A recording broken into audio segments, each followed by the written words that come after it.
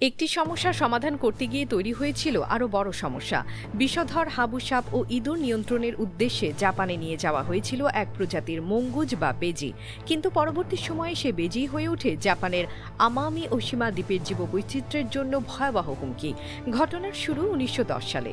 বর্তমান বাংলাদেশের গঙ্গা বদ্বীপ অঞ্চল থেকে ছোট ভারতীয় মঙ্গুজ জাপানের ওকিনাওয়া দ্বীপে নিয়ে যাওয়া হয়। উদ্দেশ্য ছিল বিষধর হাবু সাপ ও ক্ষতিকর ইঁদুরের সংখ্যা কমানো।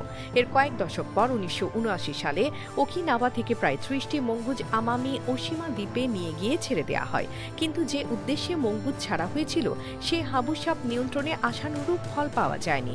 উল্টো মঙ্গুজ দ্রুত বংশ বিস্তার করে দ্বীপের বিরল ও স্থানীয় প্রাণীদের শিকার করতে শুরু করে। বিশেষ করে বিশ্বে শুধু এই অঞ্চলে পাওয়া বিরল আমামি খরগোশ, বিভিন্ন প্রজাতির ব্যাঙ, পাখি ও অন্যান্য প্রাণী মঙ্গুজের শিকারে পরিণত হয়। মানে ভালো, দামে সস্তা। আজই কিনুন জাদু ডিটারজেন্ট পাউডার। আপনার কাপড় হবে ঝকঝকে পরিষ্কার। এমকে ইন্টারন্যাশনাল কোম্পানি। এক পর্যায়ে আমামি ওশিমায় মঙ্গুজের সংখ্যা আনুমানিক ১০,০০০-এ পৌঁছে যায়। দ্বীপের প্রাকৃতিক বাস্তুতন্ত্র মারাত্মক হুমকির মুখে পড়ে। পরিস্থিতি সামাল দিতে জাপান সরকার শুরু করে বিশাল মঙ্গুজ নির্মূল অভিযান। ২০০০ সাল থেকে পুরো দমে অভিযান চালানো হয় এবং ২০০৫ সালে গঠন করা হয় বিশেষ দল আমামি মঙ্গুজ বাস্টার্স। ফাঁদ, ক্যামেরা এবং প্রশিক্ষিত অনুসন্ধানী কুকুর ব্যবহার করে বছরের পর বছর ধরে চলে মঙ্গুজ খোঁজা ও নির্মূলের কাজ।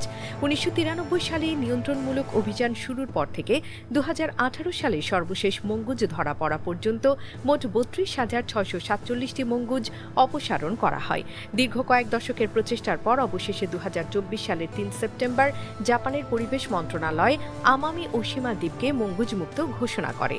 হাবু সাপ দমনের জন্য আনা একটি প্রাণী শেষ পর্যন্ত যে এত বড় পরিবেশগত বিপর্যয়ের কারণ হয়ে উঠতে পারে, আমামি ওশিমার ঘটনা তারই এক ঐতিহাসিক উদাহরণ।